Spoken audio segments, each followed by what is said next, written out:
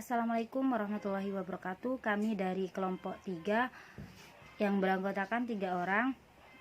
Eli Indriani NIM 102, Ahmad Soleh NIM 188, saya sendiri Umriah NIM 150, yang akan membahas tentang teori permintaan elastisitas harga, elastisitas permintaan, elastisitas silang, penggunaan elastisitas dalam keputusan, yang akan dijelaskan oleh pemateri pertama, Eli Indriani. Menjelaskan tentang teori permintaan. Teori permintaan adalah suatu keinginan semua konsumen membeli suatu barang pada berbagai tingkat dan kalangan, dan harga tersebut berlaku pada suatu periode tertentu. Dalam teori permintaan ada beberapa faktor yang mempengaruhi. Yang pertama, harga barang itu sendiri. Artinya, jika suatu barang semakin murah, maka permintaan terhadap barang itu akan bertambah. Yang kedua adalah harga barang lain yang terkait. Artinya, barang tersebut akan mempengaruhi apabila terdapat dua barang yang saling terkait, yang terkaitannya dapat bersifat substitusi atau pengganti dan bersifat komplement atau penggenap. Yang ketiga adalah tingkat pendapatan. Di suatu wilayah, tingkat pendapatan dapat mencerminkan daya beli. Semakin tinggi pendapatan, maka daya beli makin kuat dan makin banyak sehingga jumlah permintaan terhadap suatu barang tersebut akan meningkat. Yang keempat adalah selera atau kebiasaan. Dalam masyarakat, tinggi rendahnya suatu permintaan ditentukan oleh selera atau kebiasaan dari pola hidup suatu masyarakat. Yang kelima adalah jumlah penduduk. Artinya, semakin banyak jumlah penduduk yang mempunyai selera atau kebiasaan akan kebutuhan barang tertentu, maka semakin besar untuk permintaan barang tersebut. Yang keenam adalah perkiraan harga di masa mendatang. Bila kita memperkirakan bahwa harga suatu barang akan naik, yaitu lebih baik membeli barang tersebut sekarang, sehingga hal tersebut dapat mendorong orang untuk membeli lebih banyak saat ini guna menghemat belanja di masa depan. Yang ketujuh adalah distribusi pendapatan. Tingkat pendapatan bisa memberikan kesimpulan yang salah bila distribusi pendapatan buruk. Jika distribusi pendapatan buruk, berarti daya beli secara umum melemah sehingga permintaan terhadap suatu barang menurun. Yang terakhir adalah usaha-usaha produsen meningkatkan penjualan. Dari para penjual untuk membeli adalah di mana para penjual untuk membeli besar barang besar sekaligus peranan dalam mempengaruhi masyarakat. Artinya, bagaimana caranya produsen untuk meningkatkan penjualan dengan usaha-usaha mempromosikan kepada pembeli. Ini adalah elastisitas harga. Elastisitas harga yaitu di mana menunjukkan persentase perubahan kuantitas yang diminta yang disebabkan oleh perubahan harga komoditif yang bersangkutan sebesar 1%. Untuk rumus dari elastisitas harga adalah EH sama dengan persen perubahan kuantitas yang diminta dibagi perubahan harga komoditif. Dalam elastisitas harga ada beberapa faktor yang mempengaruhi besarnya elastisitas.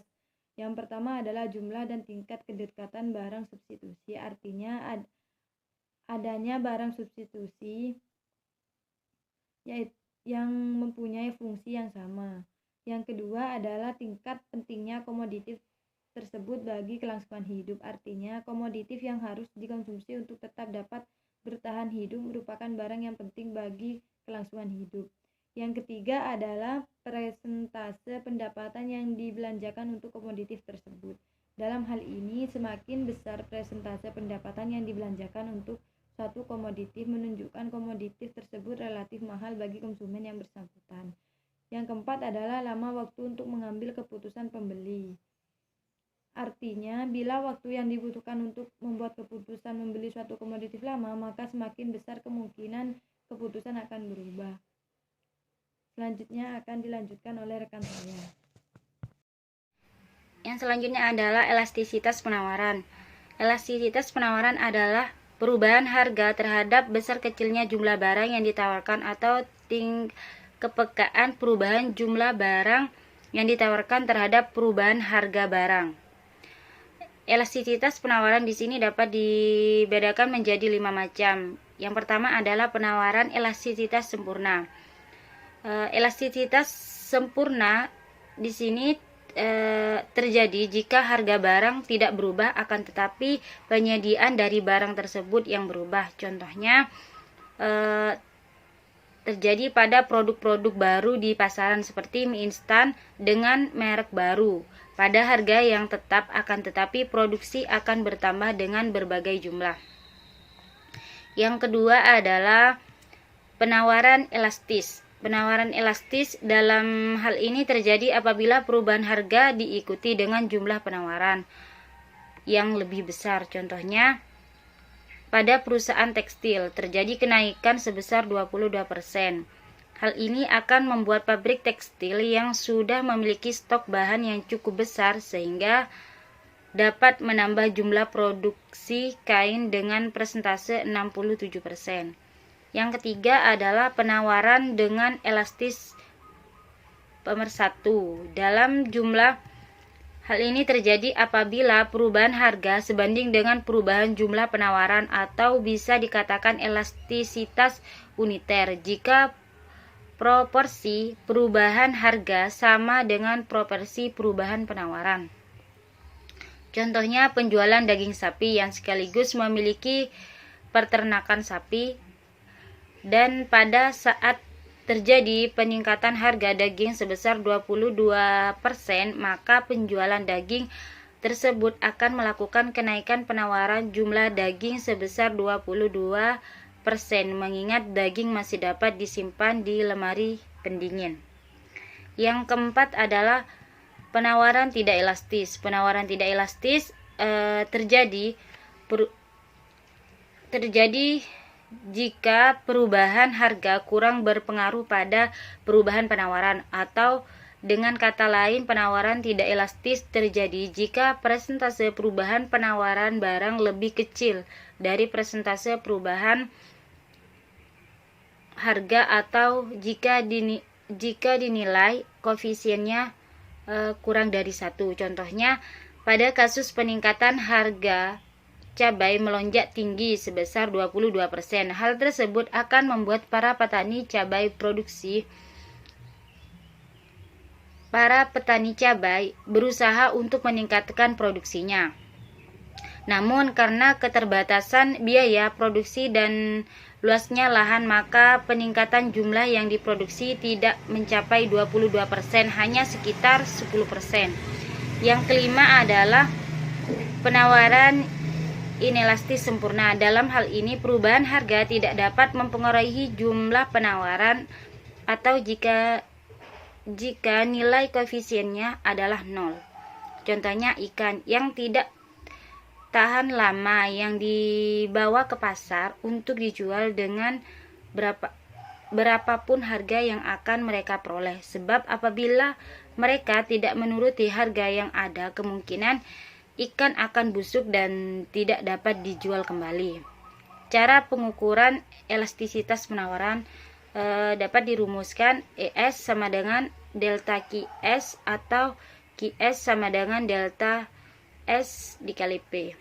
Bisa dilihat di PPT.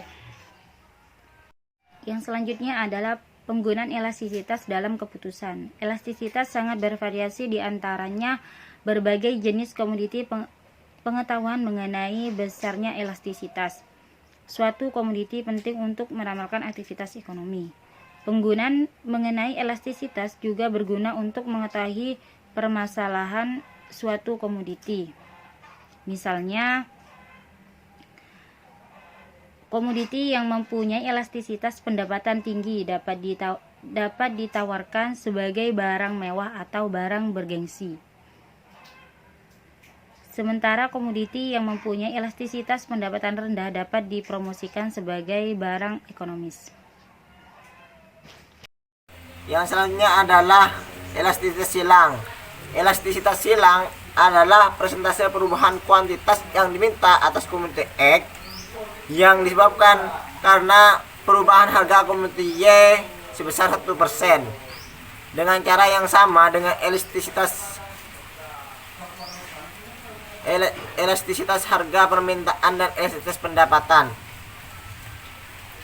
permintaan dan elastisitas pendapatan. Besarnya elastisitas titik dan elastisitas busur silang.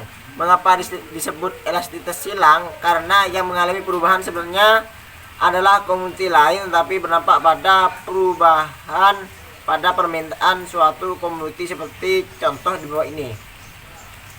Elastisitas silang Y sama dengan persen perubahan kuantitas yang diminta dari X dibagi persen perubahan harga Y, sama dengan QX2 dikurangi QX1 atau QX1 dibagi PY2 dikurangi PY1 atau PY1,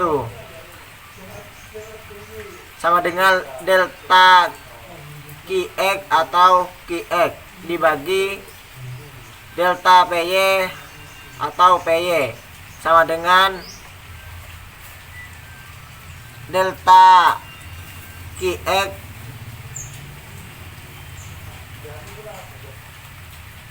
dibagi delta PY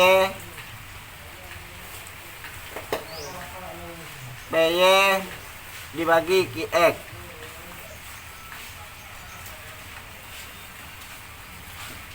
Elastisitas busur silang ARC EXY sama dengan delta QX dalam kurung PY2 ditambah PY1 tutup kurung atau 2 dibagi delta PY dalam kurung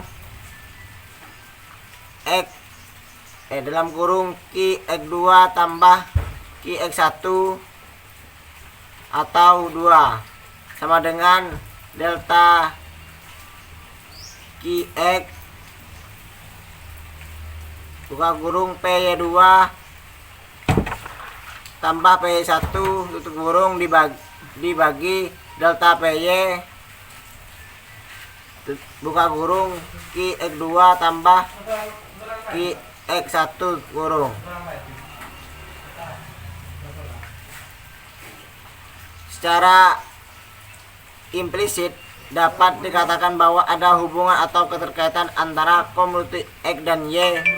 Dalam bab tentang teori permintaan, kita mengenal bahwa dua komoditi dapat saling berhubungan sebagai barang substitusi atau barang komplementer.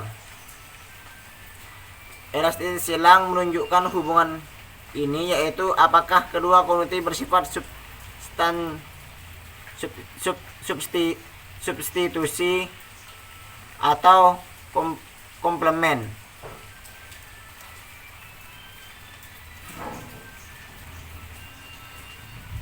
Berdasarkan uraian di atas, keterkaitan antara besarnya elastisitas silang dengan sifat hubungan antara komoditi X dan Y adalah sebagai berikut. XY lebih 0 dalam kurung positif, maka X dan Y bersifat saling substitusi. XY sama dengan 0, maka X dan Y bersifat saling independen. XY dikurang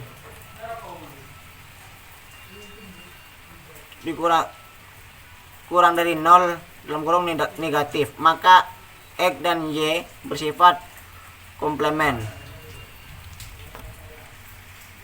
Itu saja dari kami. Assalamualaikum warahmatullahi wabarakatuh.